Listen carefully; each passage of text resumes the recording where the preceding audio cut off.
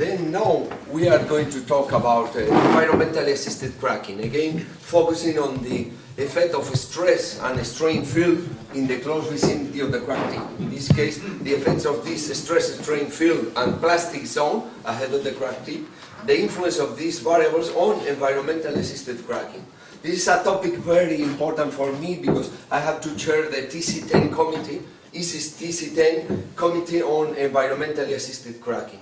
We have a subcommittee on hydrogen degradation because hydrogen-assisted cracking is a very important particular case of environmentally assisted cracking. Hydrogen is always present in any environment, in any close vicinity of the crack tip because of local electrochemical reactions, promoting acidification and cathodization, then promoting hydrogen embrittlement conditions according to the Bourbet diagram. Again, my colleague Victor Karin, unfortunately, he is attending the European Conference meeting in Swansea, not so beautiful city as Malaga here. And the logo of my university, I remind you, yesterday I talked about the University of Salamanca, the oldest in Spain, and one of the 4 oldest in Europe, Bologna in Italy, Oxford in UK, and Paris in France, being the other 3. This is the Castle and the Lion, the symbol of this main region in Spain, Castle and Lion, Castilla and Leon. This is a kind of, I chose this because we are going to visit the Picasso Museum. This is kind of cubist Picasso approach with a fragmented reality, and I am going to speak about fragmented ideas. Let's go to the introduction. What's the motivation? The motivation is one very important experimental fact. Yesterday a colleague asked me a question. Do you perform experiments? We do, and not only theoretical work, and now I will explain about some experimental results on the light, on the close vicinity of the crack tip. The experimental evaluation of environmentally assisted cracking requires always fatigue pre-cracking. And this is a tool, but this is also a problem because we are not sure about the role of plastic zone evolution and stress-strain field in environmentally assisted cracking behavior. And this is very important, and fatigue pre-cracking influences the results sometimes in an spurious manner. And we want to know better what is happening in the close vicinity of the crack tip. Then, the subject outline, the second point is the experimental description of the work. We use a material, a high-strength perlitic steel with this typical chemical composition, eutectoid or quasi-eutectoid steel with near 0.80% of carbon, and mechanical properties typical of a high-strength steel, typical Young's modulus, and a tensile yield stress or yield strength of around 700 megapascals. The fracture toughness is around 53 megapascals per square meter. Then this is a summary of the environmentally assisted cracking test. Here we have a plot representing the fracture load in environmentally assisted cracking, normalized in dimensional terms, divided by the fracture load in air in the same, for the same steel.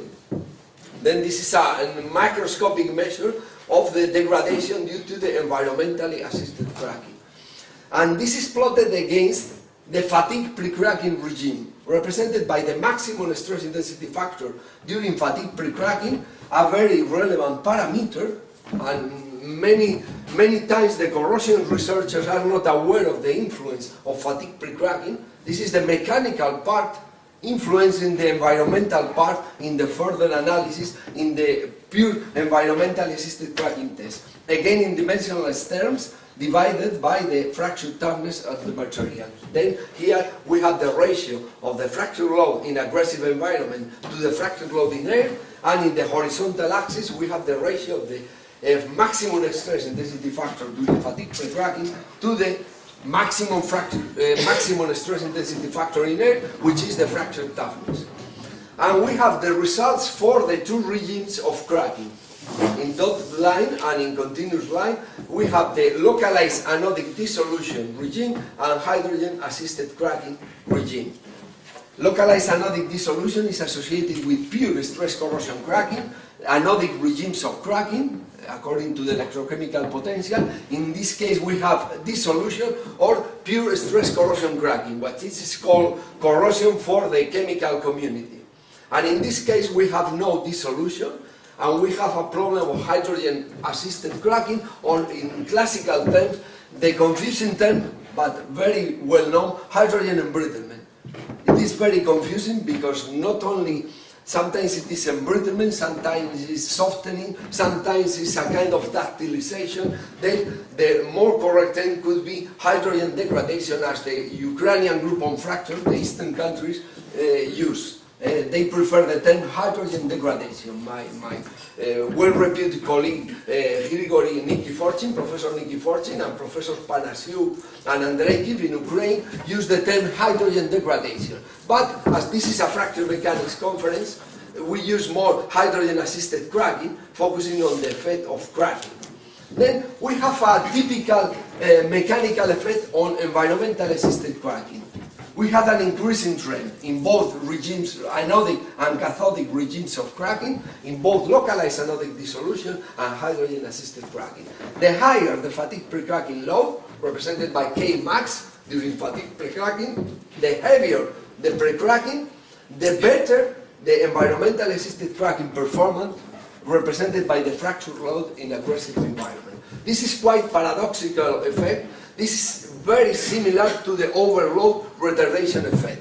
The crack is pre-compressed, pre-strained by fatigue pre-cracking. Of course, the plastic zone in the vicinity of the crack tip, with the plastic strains, is surrounded by an elastic area that, after unloading, produces these compressive residual stresses in the close vicinity of the crack tip and creates this overload retardation effect in environmental-assisted cracking. We have overload, we have compressive residual stresses ahead of the crack tip, but we have no closure. I am not demonstrating again that closure does not exist, but it's nothing to do with closure, but just with compressive residual stresses in the vicinity of the crack tip. You are aware of the fact that compressive stresses are in the non-cracked area. Then it is not closure, it's compressive stress. We could call them closure stresses in metaphoric approach, but this is not closure, but compressive. A kind of pre-straining, pre-compressive stresses, retarding cracking, and retarding the entrance of the environmental species in the vicinity of the crack tip. Then I want to emphasize the fractographic analysis of the particular case of hydrogen-assisted cracking, hydrogen embrittlement. In paralytic steels, we have observed this special fractographic mode, non-conventional mode. It is not microvoid coalescence, it is not brittle cleavage, it is not neither ductile microvoid coalescence, holes, nor the more brittle cleavage. It is not the so-called, it could be not very different to the so-called quasi-cleavage proposed by Beecham long time ago, but the term quasi-cleavage, according to Thompson and Chestnut, is on the verge of becoming meaningless, because quasi-cleavage could be any fractographic mode, not purely cleavage, but it's approaching the nonsense. Then it is called a tearing topography surface. It's associated with tearing features. It resembles some ductile mode of fracture, which is paradoxical again because it's a hydrogen-assisted cracking regime, and it resembles micro-cracking, micro-tearing, and we have no doubts. We have many papers demonstrating the experimental evidence showing that this zone is strongly linked with hydrogen-assisted micro-damage. It shows the evidence of hydrogen-assisted micro-damage in the close vicinity of the crack tip. This is the indicator of hydrogen degradation at the microstructural level in paralytic steel. Then this indicator allows us to evaluate the behavior and the influence of mechanical stress-strain field on the hydrogen-assisted cracking in paralytic steel. Then we have found a relationship between the depth of this TTS zone, the hydrogen-assisted micro-damage zone or hydrogen-assisted degradation zone, TTS zone in the vertical axis, plotted against the regime of fatigue cracking, the regime of fatigue pre-cracking, represented by K max, the maximum stress intensity during pre-cracking. Again, we have this controversial, not controversial, quite paradoxical, the higher the fatigue pre-cracking, the heavier the pre-cracking, the lower the TTS depth. Then the crack is protected by heavy pre-cracking because of this pre-compression, this pre-straining, these compressive residual stresses in the vicinity of the crack tip, causing this delay, in hydrogen entrance and this shortening of the TTS depth. The hydrogen attack is reduced by previous mechanical loading in the crack tip. Let's go to the third part of the presentation, modeling of crack tip mechanics. Here, I show a plot of the plastic zones. Here we have the monotonic plastic zone, loading phase, and after unloading, you could call closing phase, even we didn't detect crack closure, you see, but the unloading or closing phase, we have the cyclic plastic zone. We have cyclic loading, and in the posterior environmentally assisted cracking test, we have further monotonic loading exceeding this plastic zone.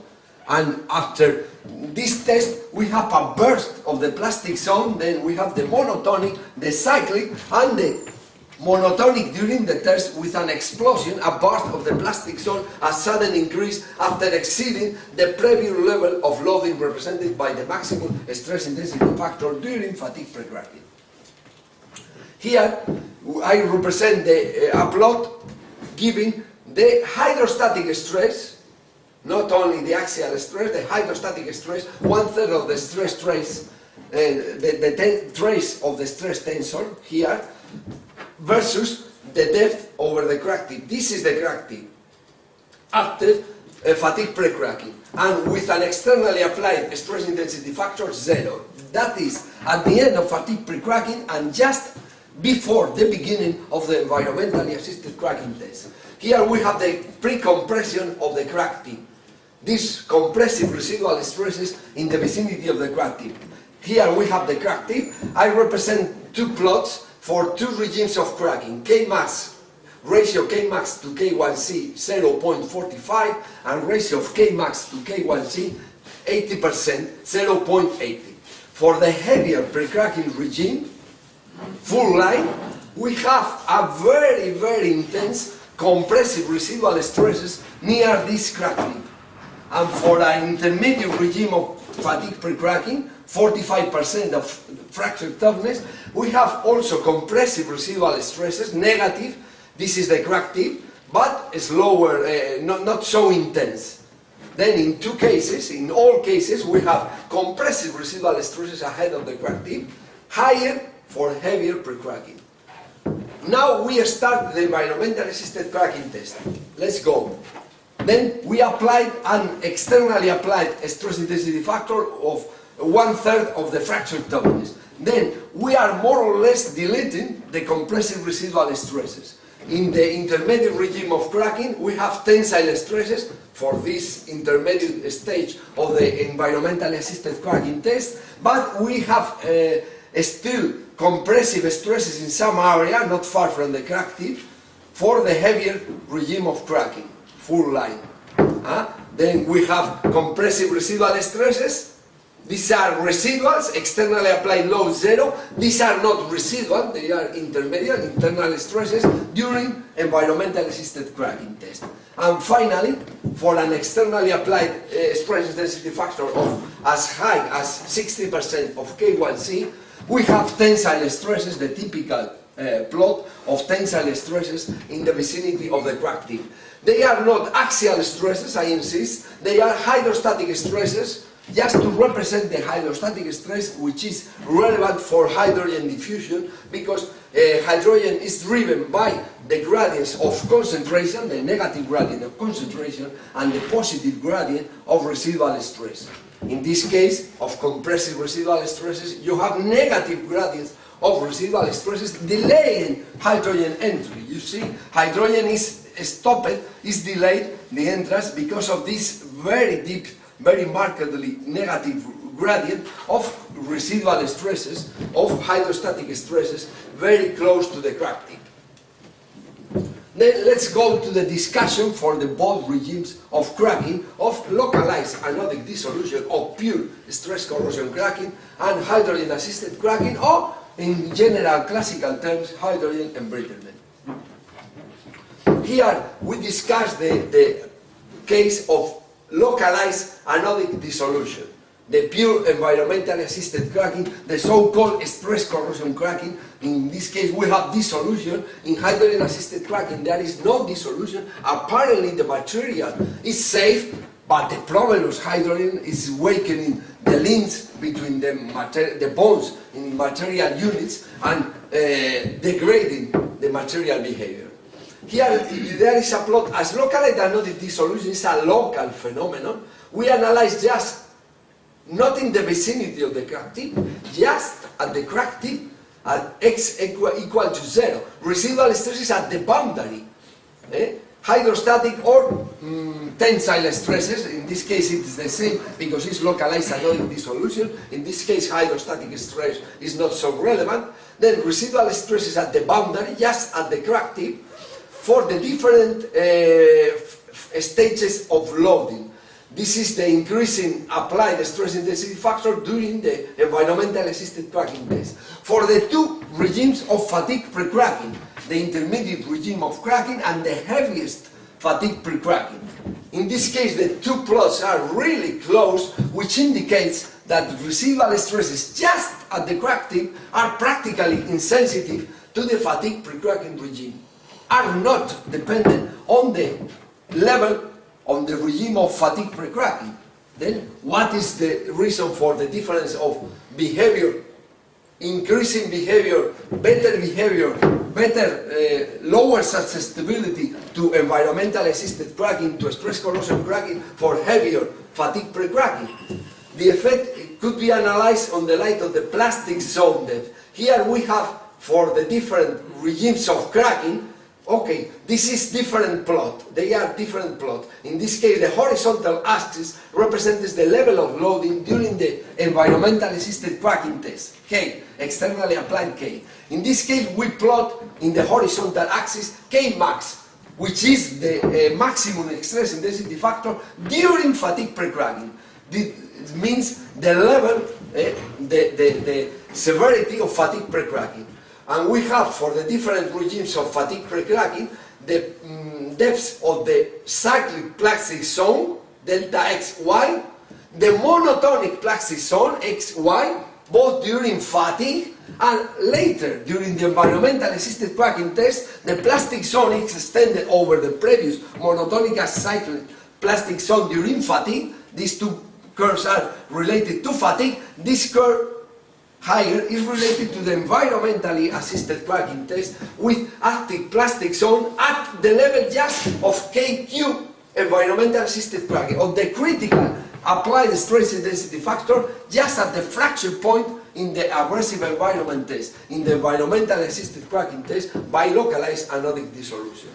Then you see the fracture loading environmental assisted cracking must increase together with the lab-driven crack blunting. The higher the plastic zone, the more intense the effect of crack blunting, chemical crack blunting. Then if we blunt the crack, we have a better behavior. We have many experts in stress strain field near the vicinity of crack and notches. The sharper the crack, the more intense and more dangerous the mechanical situation. The blunter the crack, due to chemical crack blunting, due to the dissolution, the better the situation, and that's the reason of the improvement of localized anodic dissolution performance due to chemical crack blunting and due to the severity of fatigue pre-cracking in the previous regime of fatigue pre-cracking prior to the environmental assisted cracking test. Now let's move to analyze again the discussion of the hydrogen assisted cracking, which is totally different. In this case there is no dissolution, there is no chemical blunting. The crack tip opening displacement in principle doesn't change with fatigue. It changes with fatigue pre-cracking, but it's not so relevant. In this case the relevant part is both the plastic zone and the hydrostatic residual stress plot in the vicinity of the crack tip. In this case, this is quite more complicated. Here we plot the characteristic depth versus the severity of pre-cracking during fatigue pre-cracking. And in this case, on the right-hand side, we have horizontal axis, the level of loading during the environmental assisted cracking test, and here the gradient of hydrostatic stress in the close vicinity of the crack tip. In the relevant area, TTS area, hydrogen assisted micro damage area. In this left-hand side plot, we observe that the TTS zone, the zone affected by hydrogen at the micromechanical level, decreasing with the severity of fatigue pre-cracking, of course, and we have the monotonic and cyclic plastic load zone during pre-cracking, again related to fatigue. This is cyclic plastic zone depth, and this is monotonic plastic zone depth during fatigue. And later, during the environmental assisted cracking test, we have an increased plastic zone and finally a decrease because it doesn't exceed the previous plastic zone during fatigue. In this case, the severity of the test makes the plastic zone, in this case the plastic zone during the hydrogen assisted cracking test doesn't exceed the previous monotonic plastic zone during fatigue. Then the effect of compressive residual stresses is more intense. Then XTTS is quite lower than the depth of the active plastic zone. This fact indicates that dislocation and transport of hydrogen, an important mode of transport, related to movement of dislocations, must not be responsible for hydrogen-assisted cracking in this case. As we have a dislocational area exceeding the area damaged by hydrogen, we conclude that the transport of hydrogen by dislocation must not be relevant in this mechanism because there is no clear relationship between the zone where dislocation moves, the plastic zone, the active plastic zone, and the hydrogen-assisted micro-damage area at the micro level of analysis. With regard to this plot, we see that the average value of the hydrostatic stress gradient, this is the average of the gradient of hydrostatic stress, and this is not the depth, this is the level of loading. We have that for heavier pre-cracking, we have the main part of the test with compressive, with negative gradient during the test. Then hydrogen is not pumped, hydrogen entrance is delayed in this area, close vicinity of the crack tip. For the intermediate fatigue pre-cracking region, the effect of negative gradient is not so pronounced, and this is the reason of the better behavior for the most intense fatigue pre-cracking. Then the average value of the hydrostatic stress gradient delays hydrogen transport by stress-assisted hydrogen diffusion. And finally, we move to the conclusions to say that environmental assisted cracking is clearly influenced by fatigue pre-cracking, since cycle loading affects plastic strains and creates compressive residual stresses in the vicinity of the crack tip. You are very familiar, the fatigue community are very familiar, fatigue researchers are very familiar with this phenomenon of overload retardation effect due to compressive residual stresses after cycle loading. Then we have cyclic accumulation of plastic strains and compressive residual stresses improve the environmental assisted cracking behavior, increase of environmental assisted cracking failure load, either by, in the case of LAD, chemical blunting, increase of critical CTOD, chemical blunting of the crack tip enhanced by accumulated plastic strain in the near tip area, or delay of hydrogen supply to the fraction process zone near the crack tip by stress-assisted diffusion in the case of hydrogen-assisted cracking. I think this is the logo of my university. We are finishing, but now an epilogue from Greek epilogos, epi in addition to after, logos speech, some words in Spanish. Why in Spanish? Two reasons. We are in Spain, some of you speak Spanish, not too many, but in the world, many people speak Spanish. I think 450 million of people, increasing presence in the USA. Second, I think mandatory foreign language in Brazil, after English of course, and a great communication language. Now forbidden in some areas of Spain. because the students are not taught in Spanish in some regions of Spain, which is more than dangerous, ridiculous, because Spanish is a good tool. Then, in the matter of hydrogen-assisted cracking, I remind the Spanish poet Antonio Machado, oye siempre todavía. Even Spanish people couldn't understand it very well. It's poetry, very difficult to understand, and impossible to translate. But I remember Thomas Eliot verse, and all is always now.